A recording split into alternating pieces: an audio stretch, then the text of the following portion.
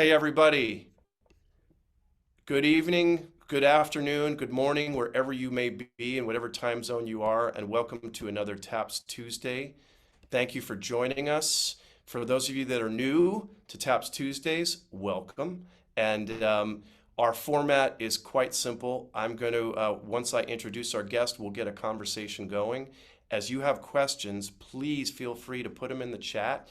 And we'd love to get your questions to our guest. If you'd like to speak to our guest today, you can do that too. Just let us know in the chat and we'll get you live. In the meantime, if you stay muted throughout the interview, if you don't want to speak, that would be ideal. Our guest tonight is someone who I've known about for literally like 26 or 7 years, and we are meeting virtually for the first time tonight. He's a performer, an educator, and a composer. He's based in New York City.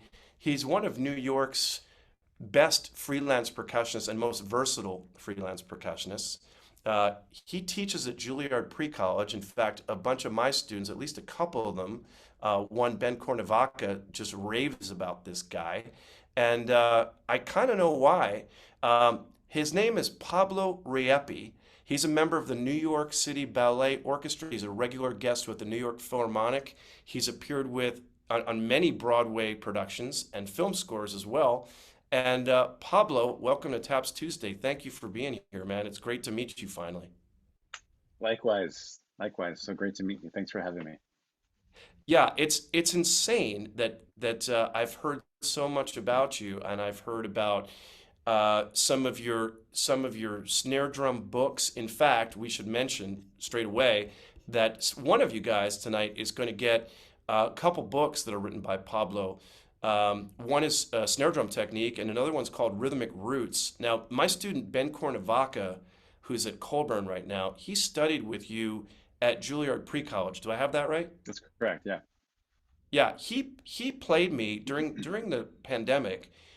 We were remote and we were doing Zoom lessons, and he played me some videos of him playing some of the solos out of that book, Rhythmic Roots. It is absolutely burning. I don't understand how you even wrote it, but it's great writing and it's totally unique too. Tell us a little bit about the inspiration for that book and those solos. Oh, thanks. I appreciate the kind words. Yeah. Well, I my first instrument was drum set. So I started basically as a jazz and rock drummer and couldn't read any music whatsoever. So um, I still remember those times in a very positive way because it was just so much fun just to play, you know. Anybody who plays drum set understands it's just a lot of fun to play drum set. So I've kind of kept that over the years, and the more I got involved in classical percussion, especially teaching students classical percussion, the more I realized that, wow, I think all everybody could really benefit from a drum set background. Um, in terms of style, coordination, uh, learning where to put your time, like learning how to connect your hands with your feet to somebody else that you're playing with or by yourself in terms of spacing on marimba or any other instrument. That sense of time, spacing, groove, style, I think is extremely important, no matter what style of music you're playing. And so at first I started off with these exercises and then kind of dabbling with the syncopation book with some of these students. But then I got involved in some foot patterns and trying to play more rudimental solos as I was playing these foot patterns. And it was a lot of fun, like the Pratt book, things like that. And I decided, it'd be fun to write something. So I started off as a collection of exercises, like most of the things I do. And then they gradually turn into solos. Those three particular solos, it's a suite actually, those three movements. So the first one's called NOLA, and it's based on my wife and I took a trip to New Orleans. I'd been there a couple of times visiting, but never got a chance to hang out. We got a chance to finally hang out, and we loved it. The music, the people, the food, just the general vibe. And so I kind of fell in love with it. So the first movement is basically a second line beat that I got infected with. And the second movement's a tres, just a waltz. And then the last movement is batucada, which is the percussion section of a samba group. So basically they're three drumming styles, and that's all basically the undergroove are those three things, a second line, a waltz, and a samba. And then the overlay is rudimental drumming that was inspired both by like Pratt and also by the Guy Lefebvre book that I love so much, what Joe Tompkins has done with those. So it's kind of a culmination and a mixture of all those things. Are you and Joe Tompkins, are you guys friends or do you work together? Do you know each other? Oh yeah, yeah. I work with him all the time. I love Joe. We crack each other up like every other sentence. Uh, so yeah, he's one of my favorite people to hang out with and work with here in New York. I feel like I've missed out so much by not being on the East Coast because so many great players like yourself come out of New York, but you and Joe both are sort of expanding the snare drum repertoire in a really creative way. Where does that come from? And I'm curious, did you guys overlap at school at any time prior to now? J Joe and I actually got accepted to Juilliard the same year, but he decided to take a year off. And I think if I got this correct, pardon me, Joe, if I got it incorrect, but I think what he decided to do was take a year off from school. And I think he went to South America to play marimba, like tour around South America and play marimba and, teach a little bit, which is amazing. And then when he came back, he actually went to Manhattan School of Music and, studied with Chris Lamb and those guys. So we met when he came back to New York. We'd go to a lot of the Chris Lamb classes. And so Rod McKeown was also friends with Joe from the Eastman days. And we used to eventually start hanging out a little bit. And then Joe took off to, I think, Tenerife for a little while to play in the orchestra there. When he came back, we started working at the NY Philharmonic quite a bit and just hanging out. And he's been to my house, I've been to his house. It's Yeah. it's great. And then he's written a lot more than I have. So of course, I saw the Guy Lefebvre book that he brought in one day, and I was like, oh, what's that? And I took it home and his solos, all that stuff. So I could see how there's some cross pollination there, more in my direction to him than him to me. But Well, there's definitely a similarity in your writing to it reminds me in some ways of Joe's writing, but now when you incorporate the feet, in that drum set style, that takes it to another level, which by the way, my biggest problem with the Tompkins is like sometimes I just want to feel where one is and I get confused. So I love I when know. people start adding bass drum and hi-hat because I'm like, okay, I can groove with this now, Oh, there it is. There it is. Yeah, I know what you Right. mean. Uh, no, you're right. At the same time, the Tompkins solos of course are wonderful. I tell my students you should play it like a flute solo because when Joe plays them, he's got such a nice touch, and there's a lot of detail in there. So to me, they remind me a lot of flute solos, actually. Right. Uh, in that's and I mean that in the most positive way, musical way I can. So there's a certain Yeah. touch that those pieces live in, and you can learn a lot from them. But when Joe presented, showed me the first book, he mentioned the Guy Lefebvre book, so I took a deep dive into that book. And for anybody who does not know that book, that's sort of the answer key to all of Joe Tompkins' French American solos. If you can do the Guy Lefebvre book, then you'll have a much, much easier time musically and technically with Joe's solos. And so that in turn, of course, influenced, those rhythmic root solos that I wrote. Yeah. I would love to share some of those solos if you wouldn't mind. Do you have one of those that you've worked up that you could share with us now? Sure. I mean, I have a video because I don't have the instruments here, but I'm happy to share the video if you'd like. That would be outstanding. Okay. Yeah. Give me one second. So this is let me make sure this is the third movement, and which is called Batucada, based on the Brazilian rhythms. And I'll just play a little bit of this, and just let me know when you want me to stop, Okay, cool. and let me know You if you know, can hear this as well. Casey Cangelosi showed about like 12 minutes of his solo. So I mean, you've got at least 12 minutes if you want to get Oh, Casey's record. these are short, so I'm not going to beat that Okay. record. But Okay, that's all right. okay, so here's Batucada, and the videos aren't fancy. I kind of recorded these in my basement when they were written, just to get so I could listen to them myself and then kind of get them out there. So it's not a No fancy problem. production.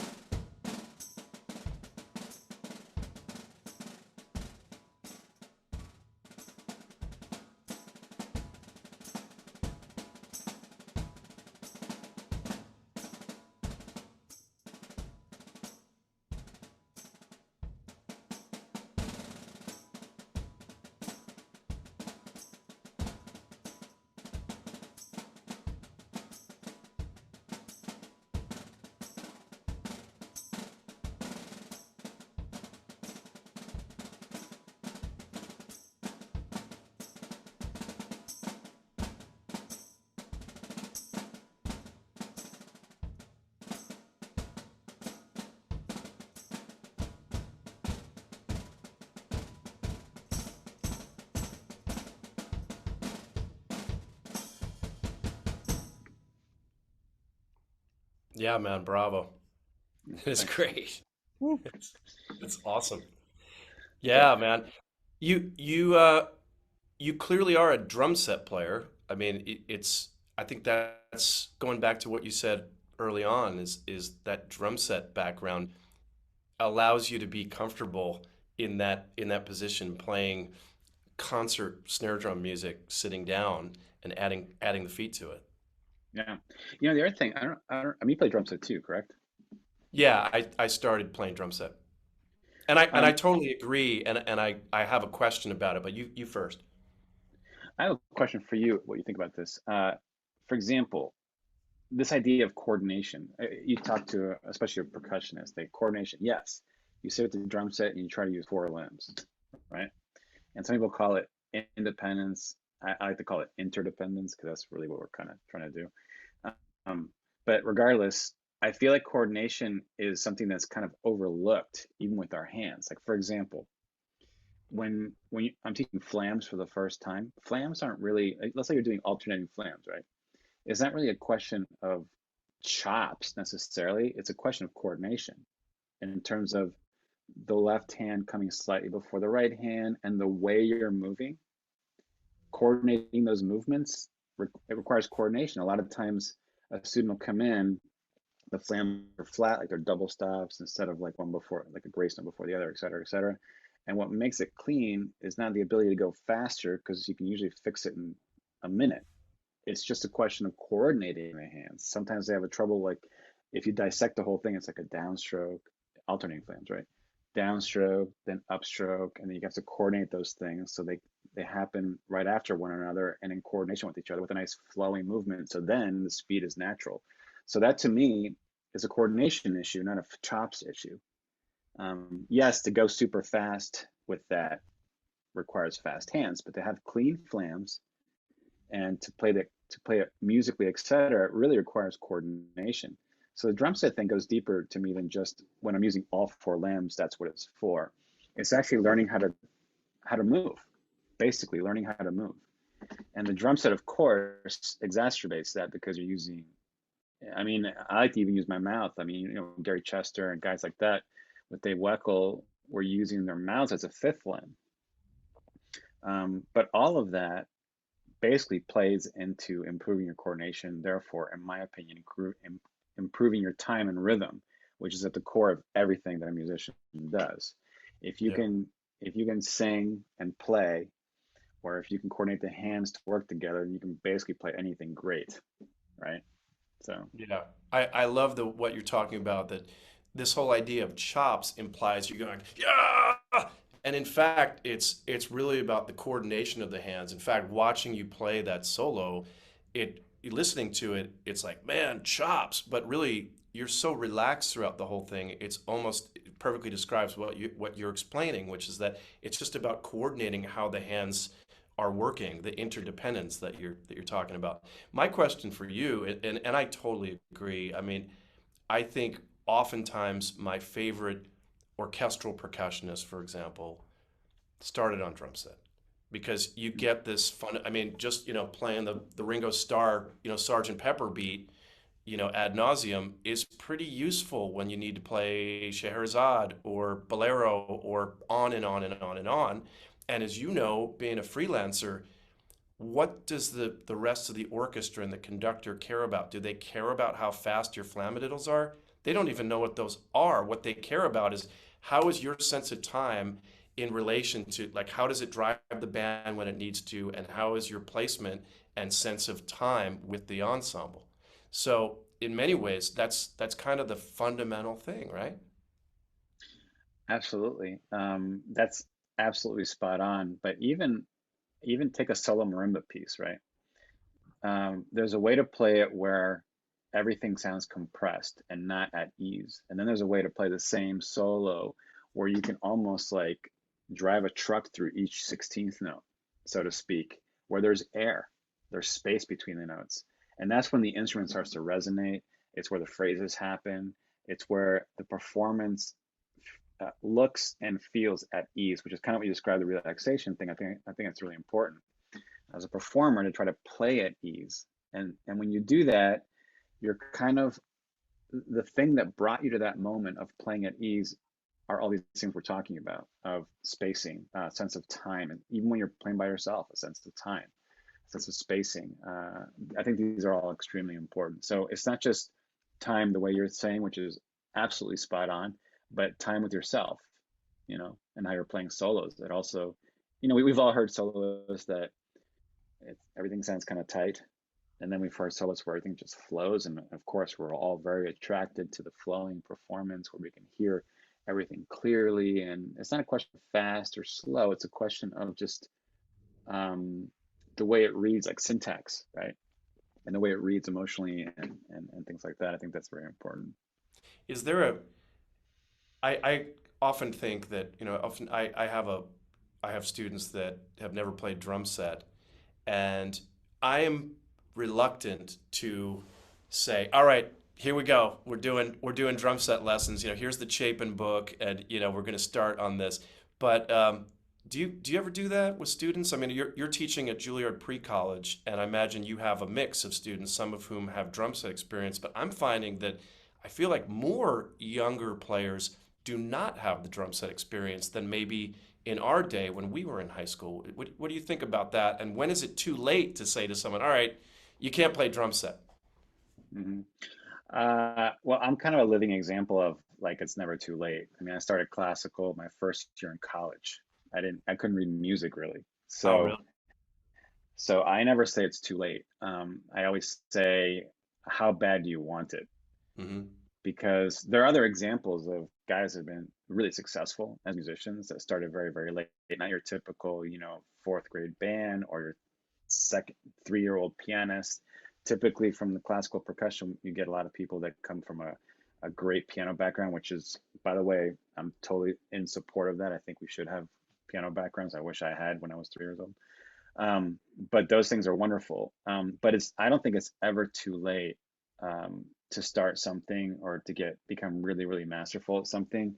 It really comes down to how bad do you want it? To me, that's it. So in terms of specifics about pre-college, in pre-college, sometimes we get students that are quite young. So the first thing you want to do is just get their hands in order. But yeah, certainly we've done, it's also, there's a lot of things to cover. So sometimes we can't get the drum set like every week, and sometimes a few weeks go by before we get a drum set. But for example, I do a hand drumming thing with where we talk about similar things. And there are a few students who are very interested in drum sets, so I make it part of the regular part of the curriculum. For my college students, I try to make it like almost a requirement. And we start off with very simple things. The goal is not to make them jazz drum set artists of the year. It's to learn how to use your body, learn how to move and learn how to put the time somewhere. Whether they play drum set or not, after they leave, I know they will get a benefit from it. Even if they're playing solo marimba, for the next 2 years, they will still get a benefit from it. And the other thing is like eventually, even if you want to be like the next marimba soloist out there, there's going to come a day where you have to play with other people, and there's going to come a day where you have to play with other instruments, and you better know as a musician, you better know how to do that. Yeah, So, yeah. you know, I wanted to go to Juilliard Pre-College. My dad was trying to get me drum lessons when I was 10 years old, and he marched over to Juilliard with me and knocked on the door, and it felt like he just like barged in, and he barged in on a lesson, and I'm pretty sure it was David Fine giving a lesson. And David said, "Well, does your son have 2 years of piano?" I said, "No, he doesn't." And David said, "Well, I'm sorry, get the piano lessons, and then he can come to Juilliard Pre-College." Now, I don't know if that was a Juilliard rule or a David Fine rule. I imagine it was a David Fine rule. Not a bad one, but I ended up not going to Juilliard Pre-College. I went to Bloomingdale House of Music mm, on 108th Street, and like on the sure, West yeah. End, I think. Yeah, and but yeah, my first teacher was he was a Juilliard grad named Andy Lewis, and he was playing in this microtonal rock band. But yeah, the drum set lessons were just so memorable and so inspiring. And I'd say I was a little bit like you. I really didn't play a lot of classical orchestral percussion prior to going to undergrad, but I do think that the drum set stuff was kind of critical to getting on that train and figuring out how to play that stuff. Yeah. That's interesting. I mean, well, you're another shining example of doesn't matter where you go, it's how bad you want it. I mean, you've achieved the greatest thing in classical percussion. And so that to me is more to the point that as long as you want it bad enough, you can get it done anywhere you go. But yeah, circling back to your story, I think that was a David Fine requirement because we certainly don't require that. Of course, it's extremely helpful as you can imagine Yeah. to have piano at a young age. I mean, both of my kids did piano when they were young, not to become musicians, but I knew that it was something that's very important that will live inside of them for years to come. Maybe they'll pick it up someday again, but just in terms of a well-rounded education, it's important. But certainly, if you're going into music and you have that piano background, it's extremely helpful. Yeah. By the way, while you're saying these words of wisdom, Harrison's saying, let's get Ted into Juilliard. It's never too late. So, yeah, that would be good for me. I could fill in a whole bunch of gaps.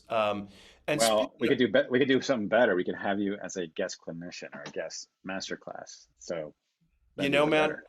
I that would be a real honor, and that would actually fulfill a dream of mine. So before the finals of Chicago in the hotel, I gave a lecture to the mirror, but in my mind, I was lecturing the Juilliard percussion department about how I won the job. That's how I psyched myself up. So I've never done it. So man, I'd be thrilled. But can we start with the pre-college kids? Because I don't want to get in there in front of the conservatory students. They're intimidating. Absolutely. That's up to Dan Druckmann anyway. But yeah, Oh certainly yeah, the okay. pre-college kids. No, screw that guy. That guy Danny, he doesn't know what he's talking about. Yeah, I went at the pre-college. Hey, speaking of which, what are some tips? You've been really successful in training your students, getting them prepared for college auditions. Um, I know that because I've got some of your students. What are some of the tips for preparation, and what are some of the things that you recommend your students do to get ready for these auditions? Well, first of all, it's once in a while, I'll just say this not as a deterrent, but once in a while we'll get kids that come in as seniors to the pre-college.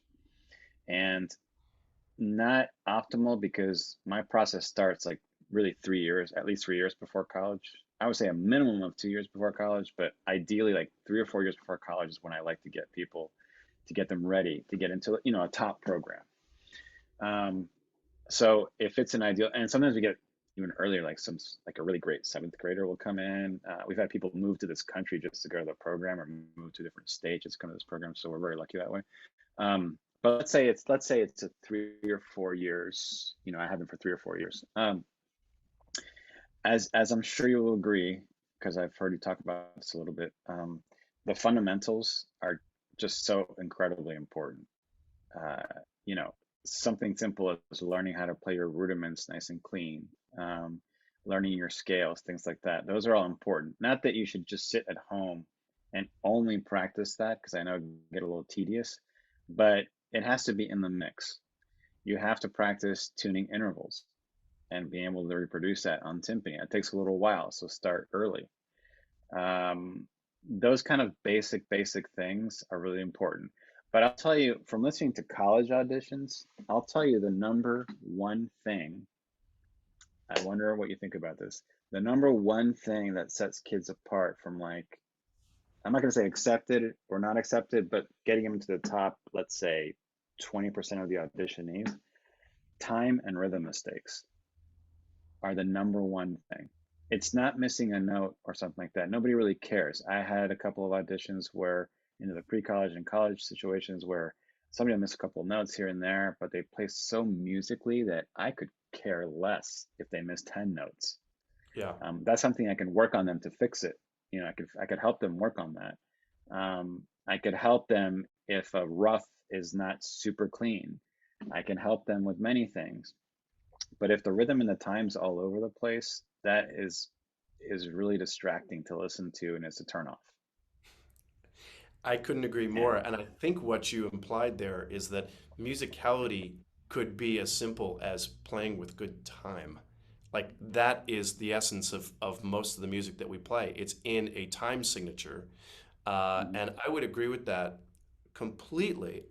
If someone has a good sense of time, as you can, I feel comfortable. You can fix the rough. You can fix the roll. It's the time that's essential that you're always going to need to display anytime you play music. So yeah, I would agree with that. So Mhm. what do you recommend to students? Because I I'm still focused on that with my students that are going to auditions. It rears its ugly head all the time in terms of people's ability to play with a good sense of time. And how do you teach it? Well, so I won't rehash this, but the drum set talk discussion Yeah. we've had, I think that's the reason I started going back to drum set a lot. It's funny. Chris Lamb said to me one time, I took the timpani out of my studio and replaced it with a drum set, his teaching studio. So it's like a thing. A lot of people are doing it, are going back to it. Not it's not a new thing, but a lot of like classical teachers are realizing like, we have to get comfortable with this or reacquainted in some cases. Mm.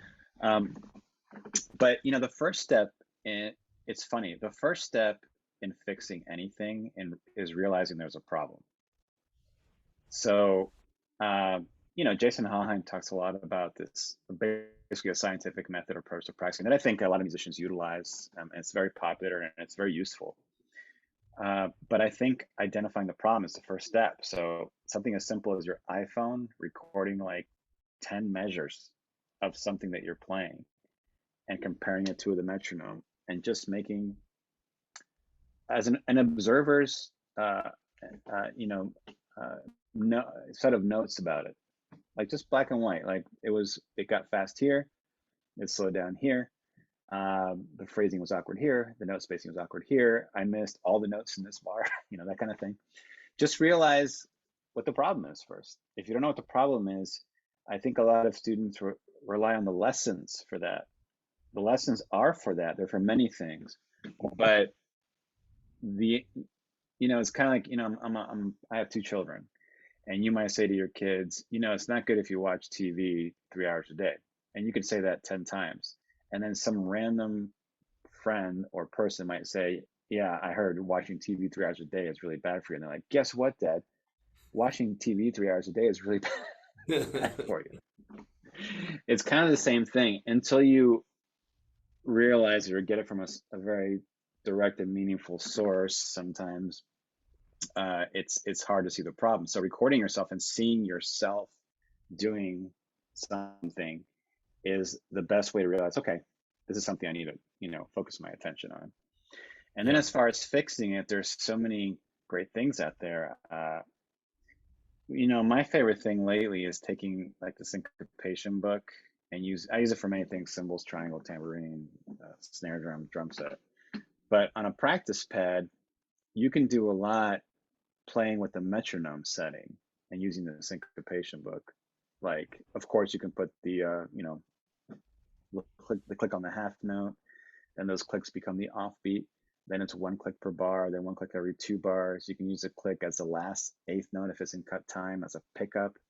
All these things that kind of, I think that a lot of people are doing these days, that what it's doing really is it's making you the time source. It's giving you the responsibility. A lot of times I think we practice with the metronome on a million subdivisions, like, and try to fit everything in there. And while that could be a good diagnostic tool, it's not teaching you how to play time with yourself. It's teaching you how to be dependent on something to play time, which is different. In order to become independent, you need to create a scenario where like the metronome's not always there, or it's in an awkward way, or you just record yourself for 10 bars and see how where you are. Those kind of things that force you to think about how you're playing the notes. And the last thing I'll say is, a lot of times we're trying to fit the notes into a click instead of trying to go the other way and see how much space we're putting in the notes. I Hmm. know that sounds like a duh, like an obvious statement, but if you work on the spacing, like just take a set of 16 notes, 1E and a 2E and a, you go 1E and a 2E and a 1E and a 2E or you can go 1E and a 2E and a 1E and a 2E and a 1E and a 2. that's basically the same tempo, but the spacing in the notes is different. And Mm. so the time's going to feel different when you play it. So I think those are my first moves when I'm trying to learn how to play time better and rhythm better So and you're singing. and singing, yeah. Yeah, that's important. Like, do you teach your students to make sure they can sing? I mean, I'm the worst singer in the whole world, as my wife will, she's a witness to that. But But it's not at singing rhythm though. I mean, that you do no, that time. yeah. I mean,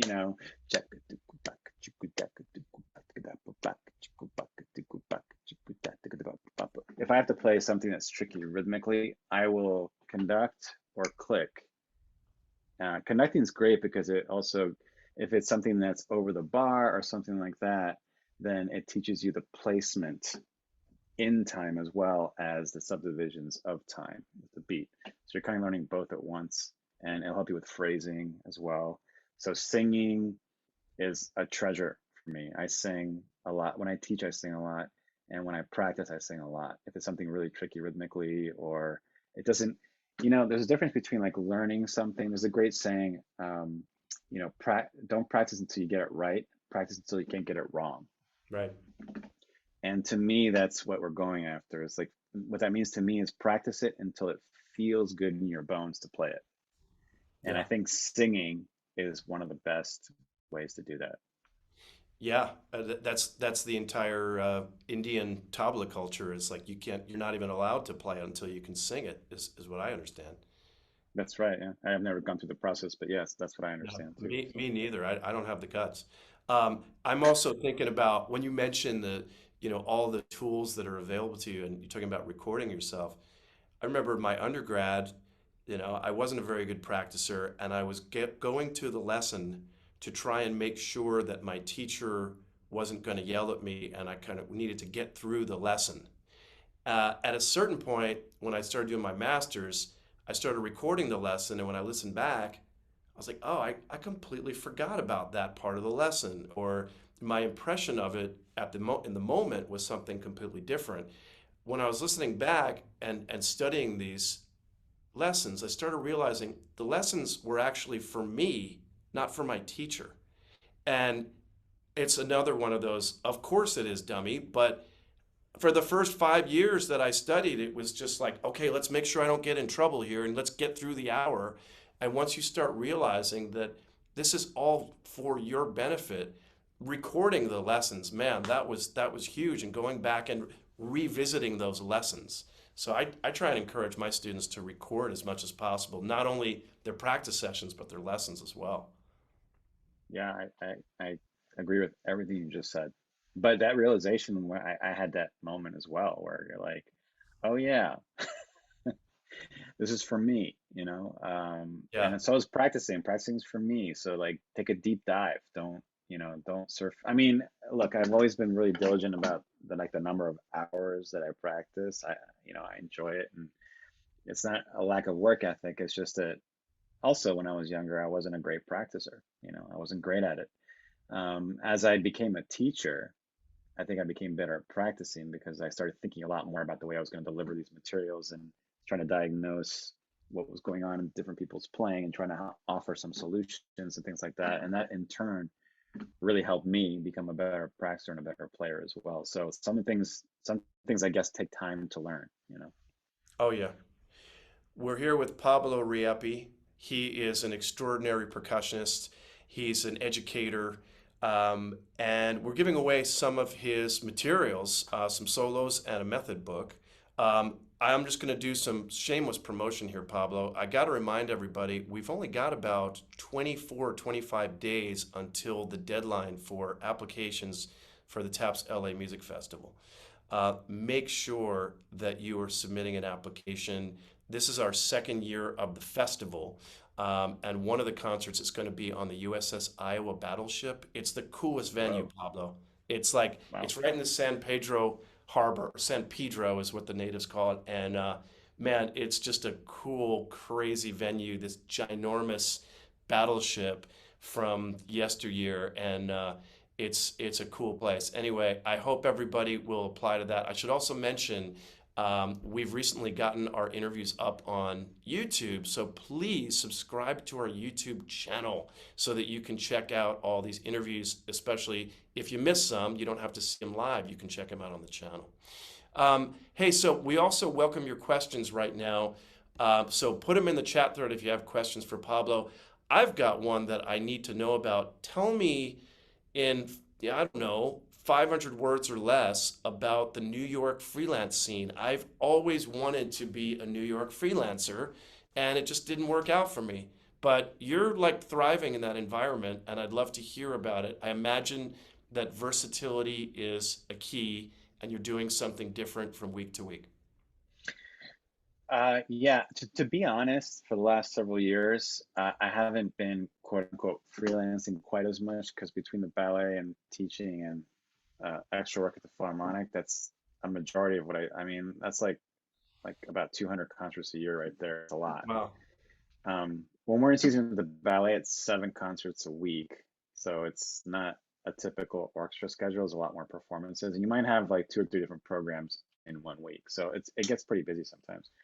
Um, as far as, but I for sure I did it for a long time. So I think there are not. I don't want to get in sort of sidetrack the conversation, but I just will say that there are economics involved in terms of how that's changed in the last 10 years, last 20 years, last 30 years.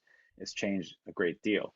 I guess when I first started, my last year at Juilliard, I started playing a little bit, and I was fortunate enough that there was a lot of different things going on, and it was wonderful. And yes, it did give me the opportunity to do many things. The only thing I wanted to do when I left Juilliard actually is play new music, basically. So I got involved in like as many new music groups as I could.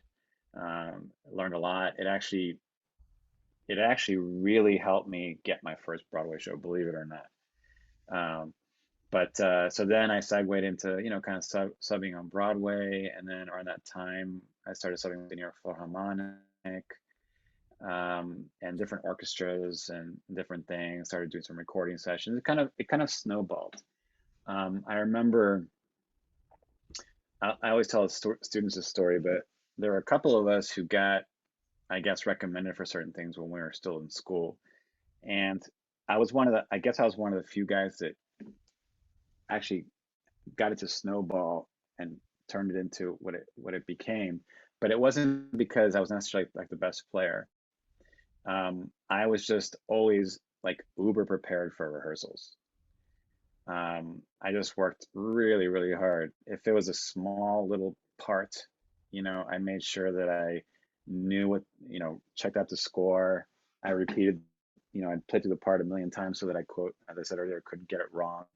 I was on autopilot with my hands, but I also like knew, what was happening in the music.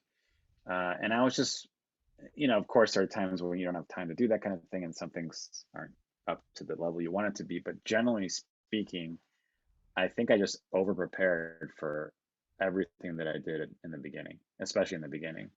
I would just over prepare. And I think that's just one of the keys to establishing any kind of career is just make sure you're prepared and, make sure you get along with people.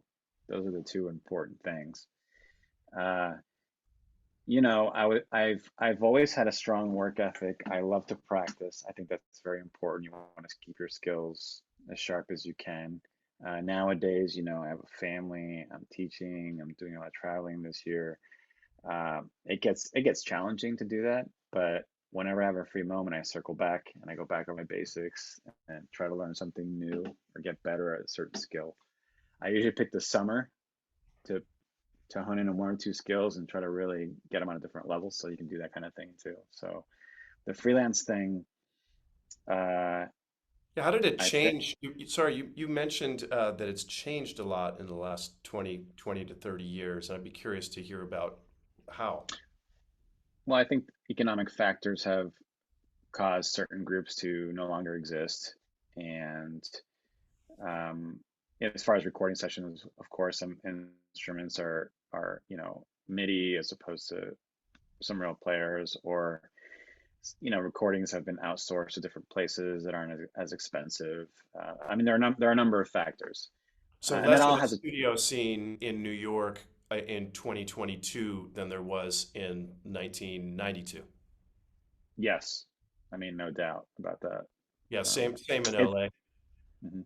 for sure. I think LA, I mean, I don't know LA as well as you do. My understanding is that LA is a little better in terms of like, especially like movie soundtracks and things like that. Um, but yeah, certainly there are when I was first starting to do recording sessions, and by that I mean like there was a regular crew of guys that did all of them. It, Sometimes I go in and sub for one day out of a week or something like that. And I remember like there's these huge orchestras, you know, they were there for weeks at a time doing different movies and things like that. And then now that's not the case anymore, Yeah. for a number of factors, you know. Uh, the last thing I did before COVID, um, which was nice, but it was kind of odd in a sense, was I got to record the West Side Story uh, soundtrack with Steven Spielberg's West Side Right. Story, and that was amazing. But it reminded me of some of those older recording sessions where you're in Manhattan Center in this huge ballroom with a full orchestra, and like it was just like a massive project. A lot of times we'll go in and these days and the strings and brass might be pre-recorded, and then you're in this relatively large space, maybe one or two percussion, sometimes by myself, and you're playing to the click and they're pre-records. You're just doing overdubs. Right. So that's a pretty drastic change. Not that didn't happen before, but it's more frequent, a lot more frequent now, you know. Yeah, So same in LA, and it's very rare post COVID that we get the full orchestra in one of the on the sound stages, but it does happen, and then it's this incredible vibe, because that's kind of what makes it fun is doing it with the whole orchestra, wouldn't you say? oh yeah, because I mean, you can feel the brass players, and you can literally feel the vibration, and hear them as well. But you feel the vibrations in the room, and yeah, it's a whole different experience. So It's you're, funny because yeah, go ahead. I was going to say that the first thing that I did after the shutdown and COVID was a recording session, and I was by myself in this booth, but still everybody was so careful. Like the composer, I think was in LA, like it was like via Zoom or something, and then I was by myself in this room, and then people with masks and behind the glass. It was just kind of funny slash awkward, Oh. but it's the one time I felt like, okay, well, maybe being alone in this case is pretty good, a good thing. Oh man, how many awkward moments have we had because of COVID? I mean, as if life weren't awkward enough. Just add like, you know, hey, how are you? Nice to see you. Yeah, really, Yeah. What really did you fun. say? Yeah, exactly. But you're saying you don't consider yourself like a freelancer because your life probably 20 years ago was exclusively like it's this Broadway show, it's this session, it's a pickup orchestra over here, and now it's the ballet, and you're one of the first call subs with the New York Philharmonic. Of course, I would still call that well, a freelance career in terms of the New York Phil stuff. Um, Sure. but it's kind of a higher caliber, more steady sort of thing, isn't it? Yeah, it's steadier. It's not what I was used to when years ago. I was running around doing like many, many things. Even when I had my own Broadway show, I was still, because you know that a show's going to close eventually, so you're still trying to keep as many pots on the stove as you can, so to speak. Yeah. Um, Whereas now, I think I have the luxury of doing the things that I want to do or not doing certain things. And in that time that I was making those decisions, I think a lot of things left New York, for different reasons. They're not Some orchestras folded, things like that. So I definitely feel very lucky. I'm very fortunate for both those reasons. Number one, that things have gotten maybe there's less activity, but I can still make a living full time, playing music, which is great. Uh, and I have a family, so it's I want to spend time with them. So I don't want to be running around all the time. I want to do things, travel, and things like that. Yeah. So it's a sweet spot right now, and I'm enjoying all of it. Also, I want to do more writing, more recording of some of the pieces that I've written, and maybe more recitals and things like that. that I haven't had a chance to do for a long time. So all those things kind of come into play, you know. Yeah, well, you have to write more of these solos, man, because you got to give Joe Tompkins a run for his money. I mean, come on. He's like dominating the new snare drum music He he is area. totally dominating. I agree. He's totally dominating. I don't even know if I can catch up, but I'll try. We'll see. Well, you're just a different flavor that needs to be heard, and yeah, I think it expands people's versatility by getting the feet involved when you do write solos like that. Yeah, working on the next three right now. But what I just finished, I'm very excited about is that I just finished 12 timpani solos, All and right. I'm trying to get my some of my esteemed colleagues to record them. So everybody records a different solo. So when I release them, they're all kind of released with the videos and everything else. Awesome. But I don't know about you, but um, I keep hearing the same. Circling back to some other audition tips, I keep hearing the same timpani solos at school auditions. Do you find that as well? I think there's only like I don't know what two solos that I've ever heard on timpani. Yeah, I mean this is great because we know we need more decent timpani repertoire, and there's a number of reasons why there's so many solos written that don't work in the audition scenario, either because they need more than four drums or because there's like a myriad of tuning changes that most students don't want to try and tackle, on a foreign set of drums and what have you. And then I don't know, maybe just not enough time, not enough composers writing. I mean, the violin, they've been working on, music for violin now for a couple hundred years, four, five, six. How long have we been writing timpani solos for? I know, I know. So what are your favorites? What are the ones that you? I guess two questions. Which ones are the ones you hear the most? I can probably guess that. But what are your favorites? Oh man, you're putting me on the spot here. Well, look, I still think that the Carter pieces. Now, do I want to sit in the car on my ride home tonight and listen to them? No, I don't. But I think that they demonstrate some important things about playing timpani and playing percussion. One of them is the metric modulation concept. So I like that. But then there's Hochreiner. There's a couple popular Hochreiner ones, Hochreiner 50, and you've got Delécluse, is it 29? I can't remember. Mhm. Dim bum, bim bum, da da dim bim bim bum. I think Yeah, I think that's Hawk Runner 50. Yeah, Oh, that's Hoch. Oh, sorry. No, no, no. I mean the one shoot, see. I It's know the which one you're one talking about. it's Yeah, I the know one which one with you the mean. tuning. It's a bunch of tuning stuff on the Delécluse, and I can't remember how it starts now. What Yep. about you? What do you say? I agree with those. I like those Nick Wood symphonic studies. Yeah. There's some in there that are actually really nice. But to your point, it's like, yeah, you just listed the same ones that keep coming up over and over again for the last I don't know how many years. So I just thought I would give it a try, and we'll see what happens. Oh, I But can't wait, man. That we need that. Hey, do you know have you checked out Duncan Patton's book called Cryptic Circle, is it? I know his method book. Yeah, he's got Um, a timpani solo book, oh, and I've heard a couple of them and haven't done a deep dive, but they're pretty impressive. yeah, that's true. I've heard a couple of them. I'm using his method book now. I think it's fantastic. Yeah. And I took some lessons with Duncan like years ago. I like his concept a lot. Yeah, that's a great book. But it's funny, the same solos keep coming up, and I think this is an interesting topic, and this is a great tip. I remember we had a panel discussion during COVID. I can't remember what year it was because Hmm. all running together. But Yeah.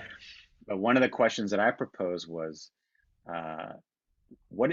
So when you're listening to a college audition, what is your take on the timpani solo? Like, what do you want to hear? Right. And of course, the general the general comment back from all these teachers was, I don't want to hear somebody trying to show off their chops. I wanted something that's in their hands and sounds musical. So if they come in with a Saul Goodman timpani solo, but they really play it with a beautiful sound, nice time, and some phrasing, I can teach them how to play a different style of timpani. I can teach them the excerpts. I can teach them whatever, as long as I know I have something to work with. Yeah. So I would say, from a listener's perspective, and I think Ted's going to smile at this too, try to pick solos that are different than the ones we mentioned. It's about demonstrating how you play an instrument, not necessarily trying to guess which ones we're going to like. Hmm. Yeah, I Would you agree with agree that. with that? I would totally agree with that. Um, yeah, I think that there's a bunch of solos that I hear high school seniors play. I won't name names, but they're kind of choppy. And then you've got people who probably only have about 3 hours total on their school drums to put this thing together. They really don't know how to make a sound yet on timpani. And by the way, that's nothing to be ashamed of. I'm still learning how to make a good sound on timpani. It's sort of a lifelong pursuit. Ask Joe It's tough. Pereira. He Yeah. he reinvented his whole style of and method of playing in his 30s. So yeah, I would totally agree. Play something simple that's in your hands. Make a couple of nice sounds that indicate to a teacher, I can work with this. Mm. Yeah. Yeah. So yeah, that's another tip. That's another mega tip actually for auditions is, Yeah. I have some students sometimes that come in and they're like, yeah, I'm gonna do Merlin for my college auditions. I'm like, well, you just played like, Yell After the Rain. How's that gonna happen? That's quite a You know, trajectory. Yellow After the that's Rain, quite a Merlin. that's a little bit of a jump, you know. Yeah. Um, I know what you mean. Yeah, and I think it's important. By the way, have you ever heard like an amazing musical version of Yellow After the Rain? Like, don't we shouldn't we all take this on as like, like a challenge? Like, let's have somebody record this thing because we all had to learn it. I mean, that's what I played to get into college. I didn't yeah, play I it heard well that. though. I heard that. I heard you say that in an interview one time, and I was like, I mean, next thing you know, it's in the Chicago Symphony. You know, Yeah, so talk it about a works. trajectory. But Yeah, yeah, I don't know no, what but to in all say. seriousness, I love that. I could probably read it backwards at this point. I've heard it so much, not even from practicing it, from hearing it so much. But it's one of those pieces that I think if you, it's the best first formality piece ever. Yeah. It has a little bit of everything, and there's a line you can follow. And you're right. If you play it musically, it's like a different piece, but it could teach you so many things about the instrument. I mean, I wish there were 20 of them, but there's only one, really. That's Yeah. like the very, that's like the best first formalities ever. Keep in mind, Pablo, that anyone over 20 is blowing up like Instagram and Twitter going, oh my God, I'm watching this interview where these two old guys are talking about Yellow After the Rain. This is so lame. But Yeah. I listen, I agree with you completely. And I think that lends to your point is it's not about showing off the chops and it's not about playing something that's at this high difficulty level. It's about making what you're playing musical and listenable. Yeah. And I think that's what we're talking about here. Yeah, absolutely. I mean, there are some wonderful new books out that are at that level for sure. But some pieces are classics and they teach you a lot. Like the Syncopationist book is still used. So no matter how many amazing snare drum books come out, there's still a lot of value in that book because the reason why it's so valuable is because it requires more imagination than some other books. And Yeah. so it requires you to think through a lot of more of what you're doing and sort of make it this, that, the other, the fifth thing, the fourth thing, the tenth thing. And that is a different way of learning and a different way of approaching material than just having everything kind of spelled out for you. That's good too. I'm not saying it's not, Yeah. but there is value. There is a lot of value in some of the older books because it puts the responsibility more on the player. It's like what we were talking about earlier about the metronome, you know. And by no means am I denouncing any of some of the new wonderful pieces that are out. There's some amazing new things. I'm just saying that, I love to recycle materials. Syncopation book again is one of them. There's countless other ones that I like to recycle and kind of use them in different ways. But that's exercising your creativity, and that's something I really believe in terms of teaching and learning. Is you have to be creative when you do those things, Yeah. because it sinks in much deeper as a learning process when you do that. Yeah. Well, you've convinced me, Pablo. We've just updated our website. We've added Yellow After the Rain to the TAPS LA Music Festival auditions. So get it together, people. It's the best. Yeah, It's the first one you should learn. So yeah, we should probably give away something now, Pablo. Harry, are you still there? sure. Hey man, Harry, yeah, I'm can here. you sing? Can you sing the opening of Delécluse 29 timpani solo? I can't. I Uh, confused it with Hawk Runner 50. yeah, I got too many German ones floating around. I don't remember. um, That's that's so pretentious. You're yeah, so it is. No, highbrow. it is. It was meant to be. I see. Um, yeah, I just need 1 second with the wheel. Maybe you could get to Greg LaRosa's question while I set this up. Oh, right on. No problem.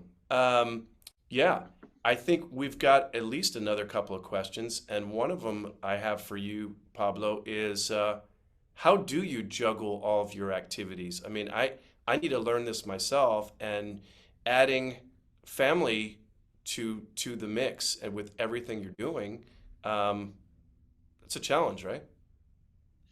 Yeah, I mean, it's a work in progress for me.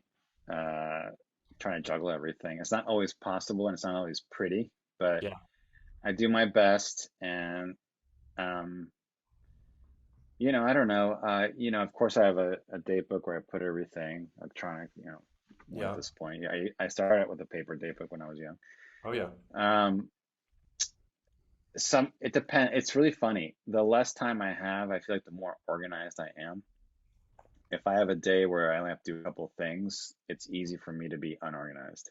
Mm-hmm. So I don't know if um, I learned a lot when I'm practicing. Let's say I have 2 hours of practice in the middle of a crazy day. I usually end up getting a lot more done because I really break everything down to very specific things, like very specific actions, you know, like 5 minutes on my warm-up routine, and then after by the clock, and then 10 minutes on X, 10 minutes on the next, blah, blah, et cetera, et cetera. I'm not, I'm not going to feel like I learned everything that day, but the next day, a lot of that will stick. And I definitely made, you know, one step forward, Yeah. which is, I think, as long as you're making a step forward every day, I think that's great. And in terms of the other things to juggle, I mean, most of the time I prioritize family, of course. I have kids, and one of the things I learned from COVID, uh, I got to stay home and have dinner like every single night, you Mm-hmm. know, which never happened in my career. And I loved it. Yeah. So uh, it reminded me of the importance of, prioritizing things the right way. And I guess it's different for everybody, and that's something you have to sort of ask yourself. But I think there's time for everything as long as kind of write it down and organize it and think about it ahead of time, rather than trying to constantly improvise everything. Improvisation is good, but when it comes to juggling a bunch of things, I think just getting ahead of everything and front loading on things. Like if you have a lot of things to prepare, like front loading is like key to all that. You mean like getting after it earlier rather than later? Yeah, do as much work as you can up front with anything. And if you have extra time later, great. But if you don't, then you will value the fact that you front loaded everything. Yeah. I think that what you're describing, this personality trait where it's like you kind of need to be jammed up, your calendar needs to be jammed up in order if you be, maximum, productive. I'm kind of that way too, and it forces you to organize your time. It seems like there's a bunch of people in our little profession that are that way. Um, Yeah, I think Bernstein had a quote. I can't remember the exact quote right now, but um, something about if you need to get it done, something about the more work you have, the quicker it'll get done. yeah. Something like I can't remember the exact phrase, but I think it's true. you know. Yeah. Yeah. Well, It he was forced, like you certainly, just said, it forced. Yeah. yeah, he was a workaholic for sure. Yeah. Here's a giveaway wheel. What do you think of this, Pablo? Wow. I know. That's amazing. It's really high tech. All right, everybody. We're going to be giving away, I should say, Pablo's going to be giving away some of his materials, and I happen to know this is some really cool stuff. We're going to spin this wheel.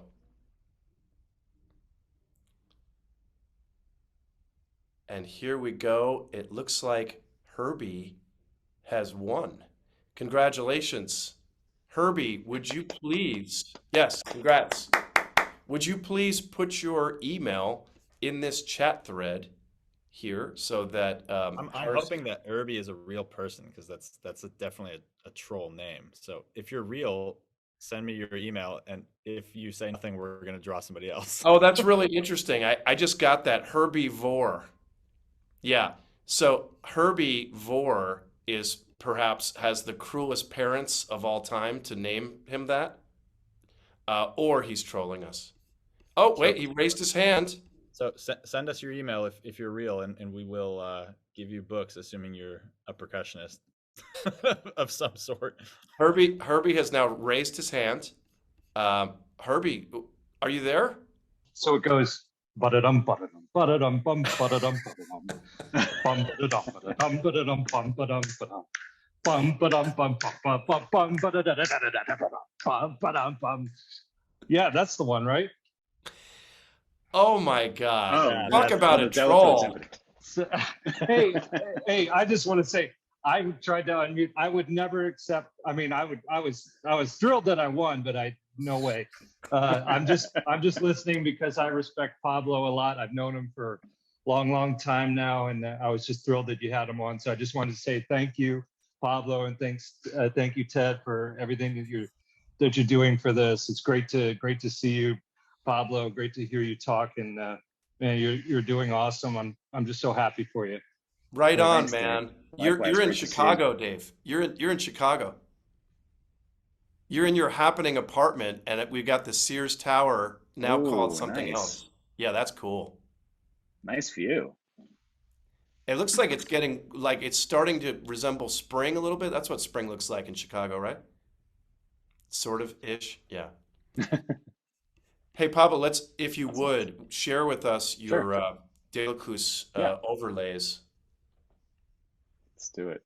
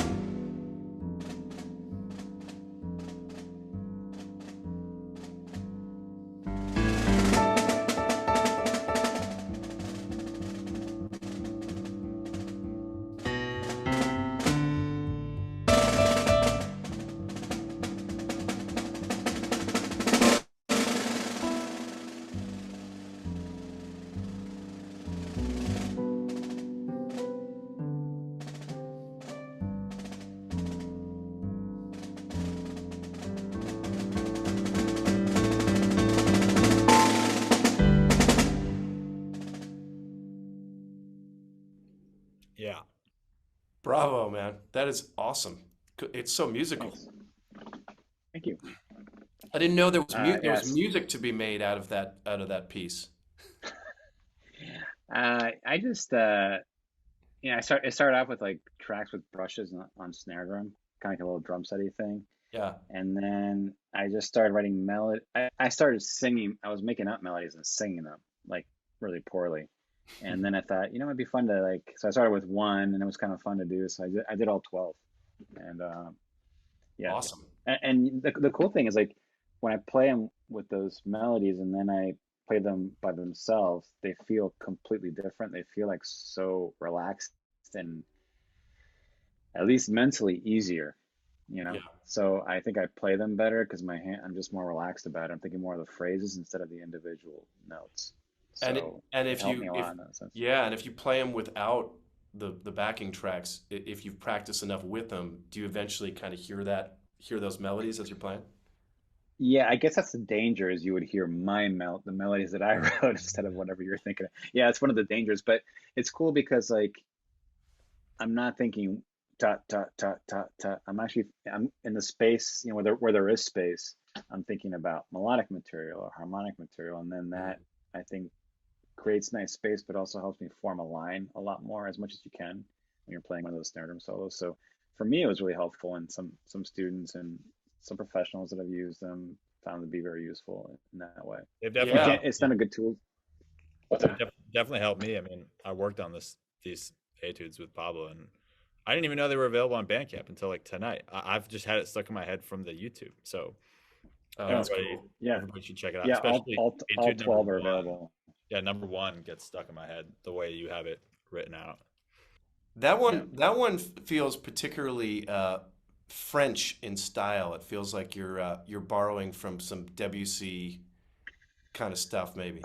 Yeah, probably the beginning, right? The bass Yeah. line in the beginning. I mean, sometimes I try to do that, and I try to write them all in different keys also, so it wouldn't get Mhm. like redundant.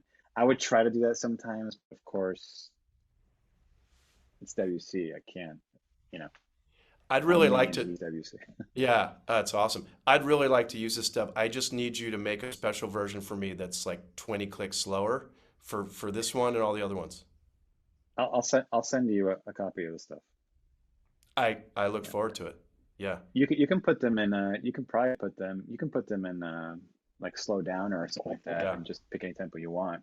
Yeah. I just picked the tempo that was marked on there. So I was gonna say they're not a good learning tool. They're just good for after you've learned them and you want to get some freedom, a little bit of freedom in the playing. That's all. Yeah, I love watching your grip. Your first finger is so relaxed on the stick. Are you kind of like a middle finger fulcrum guy, or is it changes? It changes depending on dynamics Yeah. and the style of music. Like for Yeah. rudimental pieces, I probably tend to play with the index finger a little more off. Yeah. And when I play louder, just in general, just shifting the weight of the stick basically. But when I play soft, I definitely need the index finger there. And I Mhm. definitely teach like the fulcrum here. And then I say it's kind of a lie, and I say it's the three of these. I just want students to be able to use this well Yeah. before we move on to the rest of the hand. But anyway, Yeah. that's a whole. You have a huge number of students that have studied with you and gone on to schools and are doing great things. So, man, bravo to you as not only a performer and a composer, but as an educator. And that's a big part of what I'm doing and what you're doing. So thank you I for know that. you're doing amazing things. I'm following all of it, and I mean the first order of business is to hang out, but Oh yeah, um, we got to do that. yeah, yeah. But I see everything you're doing, and it's fantastic, and you're putting so many wonderful resources out there for and the availability of it too. You know, is Yeah. very gracious, and so bravo to you and everything I you've done. appreciate it. Yeah, I appreciate it, but when I first started this during the pandemic, I was having so much fun like getting to know people like you and this is similar. Like I don't know when the next time we would get a chance to meet in person would be. So this is a, close second and I can't wait to have a beer with you sometime so we can I discuss other know. things, right? Yeah, yes, other things. We'll think of something to discuss. Yeah. Thank you very much. Thank you to all of you for being a part of this. Herbivore, you've been a great troll today. Harrison, thank you for moderating and keeping some of the trolls out of this conversation. And Thanks to all of you for being a part of it, and we'll see you very soon. Pablo, let's stay in touch, man, and thank you for your generosity. Be great. Harrison, I'll see you live this weekend. See you this weekend, man. All I love right. this guy. Harrison's the best, isn't he? I wouldn't say that, no. No, he's pretty cool. He's pretty cool. Thanks, Harry. Okay. Thanks, Pablo. Thanks, Dave Herbert, everybody. great. Yeah, great to see you, Dave. Ted, thank you for having me. Appreciate it. Yeah, thank you, man. See you guys. Take care. Take care, everybody.